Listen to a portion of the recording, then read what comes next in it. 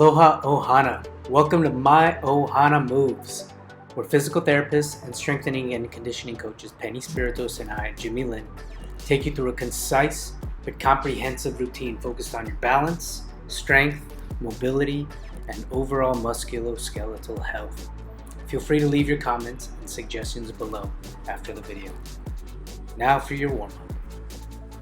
So our first warm-up exercise starts off with a high knee and a clap underneath. You're trying to get that knee up as high as you can. You're flexing your trunk a little bit and you're just going up nice and steady, getting your heart rate up.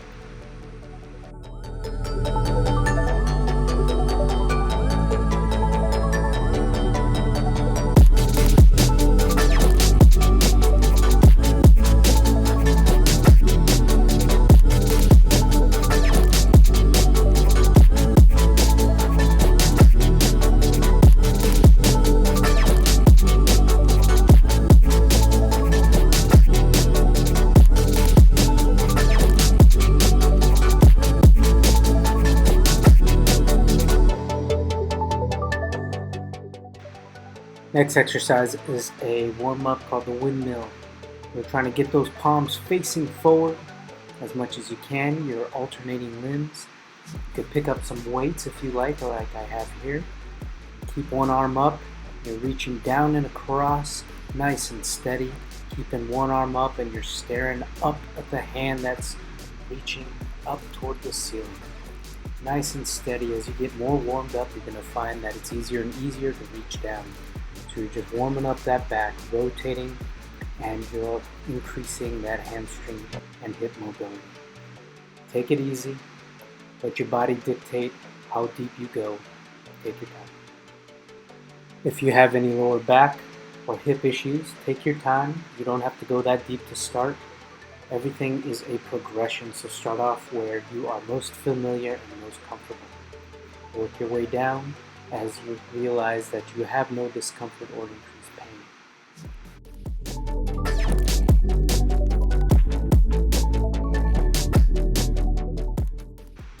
Next warm-up exercise is a squat. To warm up our hips, you're going to slowly descend into that squat. And as you come up, you're going to reach over your head. And you're going to go three ways. You're going to go over your left shoulder, rotating as far as you can to the left. Looking over your right shoulder, looking as far over the right shoulder as you can, and then looking up and back. So when you're looking over your left and right shoulders, think as if you're about to catch a ball that's been thrown at your back. Keep your hips forward, take your time, and slowly increase the speed and the depth as you get more comfortable.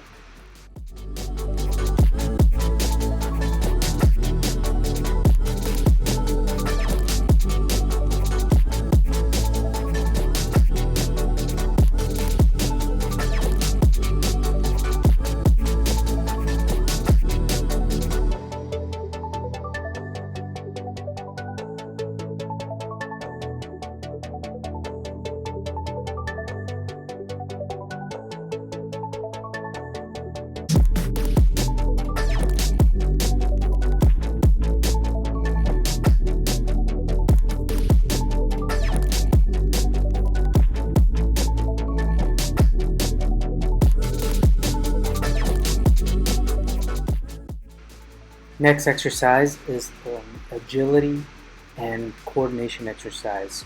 So you're going to put an object in front of you and you're going to move around the object. You're not going to let your legs cross and you're going to stay on your toes. Okay?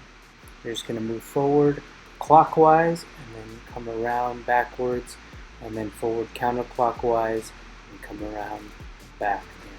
Every time you hit that 12 o'clock position, depending on where your 12 o'clock is, you're going to alternate directions. You're just looking down, you're staying quick on your feet, you're shuffling your step. Don't let your feet cross and make sure that you are careful you don't run into any objects or step on any slick surfaces.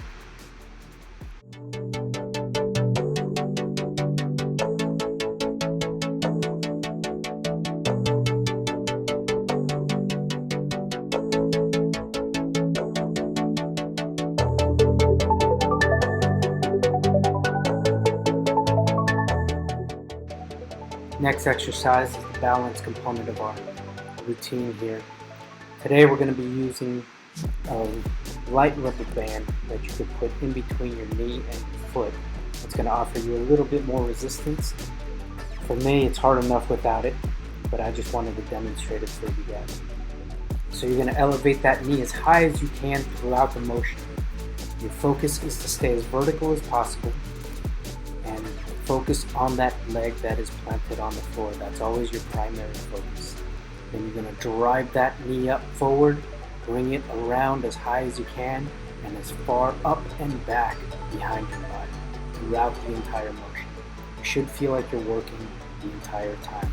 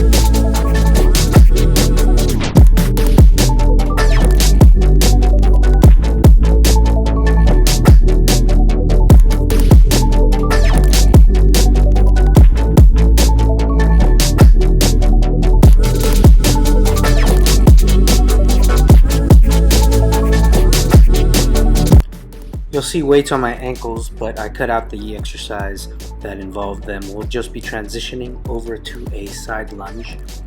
So you could take off the strap and jump right in.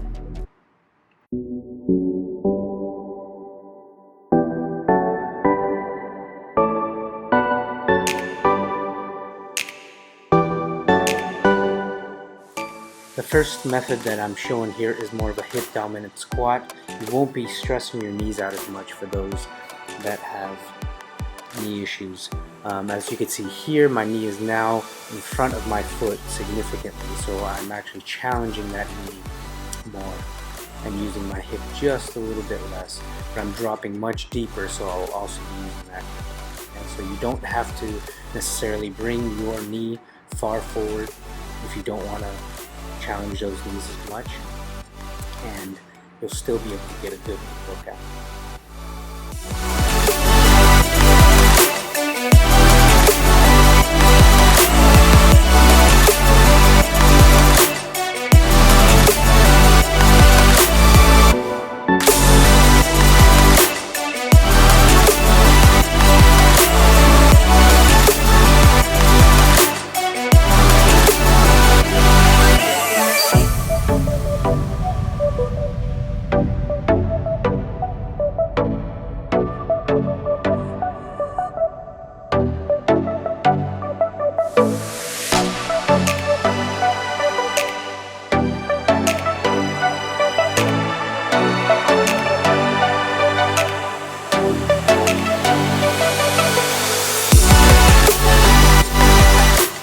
The next one is uppercuts, which is going to be working our shoulders, our shoulder blades, and specifically our deltoid muscles and our serratus muscles. So my forearms are vertical, my palms are facing me, and I'm really driving those arms up as high as I can, keeping those forearms vertical.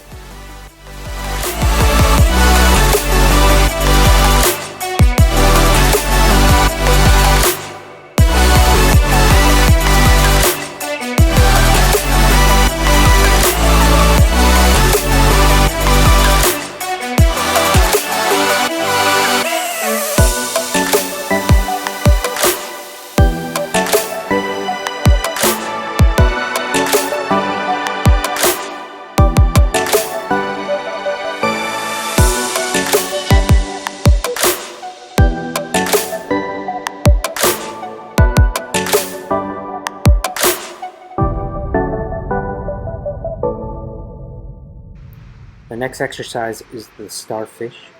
We'll be using this exercise for your abs, your hip flexors, and a muscle called the rectus femoris. The goal here is to try to keep your knees straight, and you're going to reach as high as you can, rotating up and reaching your fingertips towards your toes and above them if possible.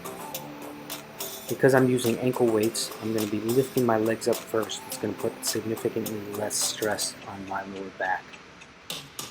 You do not need ankle weights. They're significantly heavier if you do.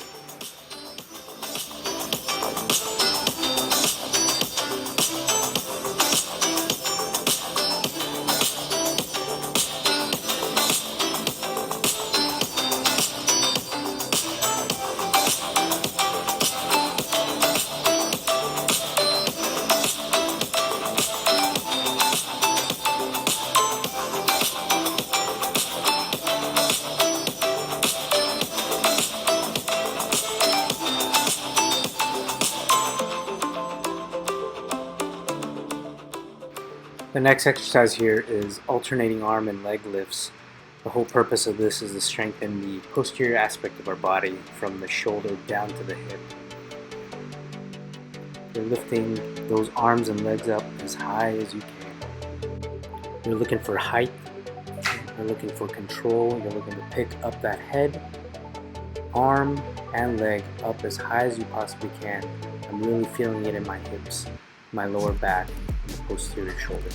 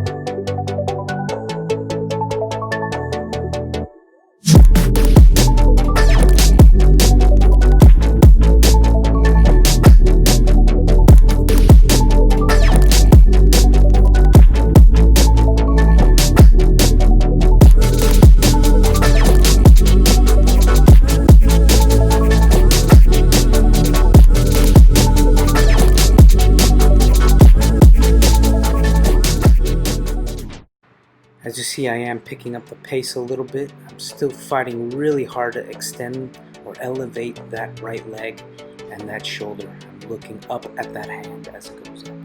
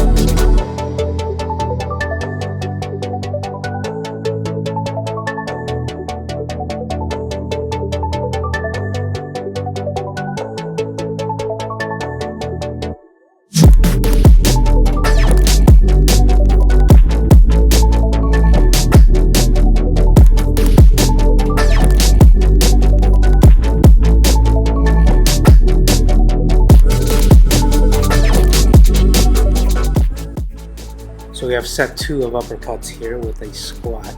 Don't forget, you want those forearms parallel. You want to drive those elbows and hands up toward the ceiling as high as you can go. This time I'm using free weights, but feel free to use the bands as we did in the previous set.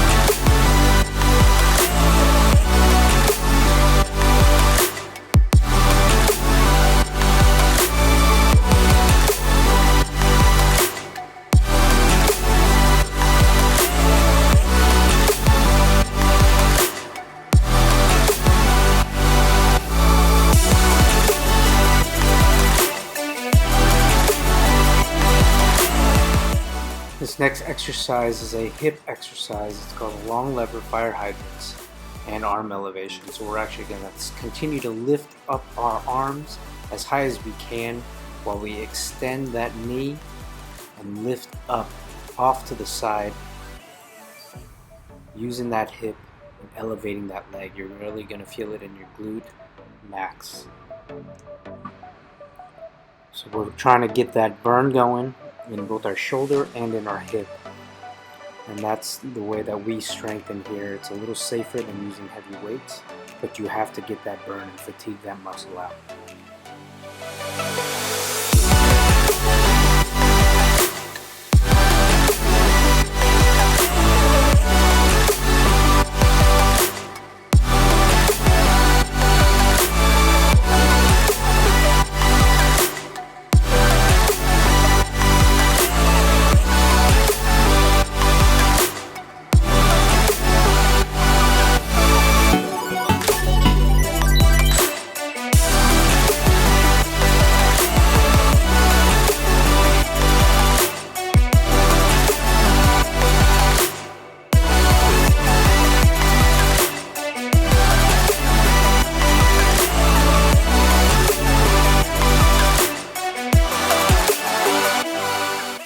as we finish with that exercise, we're going to be transitioning now into our dynamic cool down. And during this phase, my focus tends to be on our breath, and we're going to have a 2-to-1 breath ratio. So our exhale is always twice as long as our inhale, and it's been shown to help decrease our blood pressure, our heart rate, and our general stress levels. So you're going to focus on your breath and just work along, and everything else is secondary. Okay, so focus on that breath, feel the stretch. In this exercise, I'm leaning back, I'm making as big and wide of a circle, I'm reaching forward, down, and then off to the sides, and down toward my feet. Then as I reach back up, I'm actually reaching up and back behind my body, stretching out the front of my body.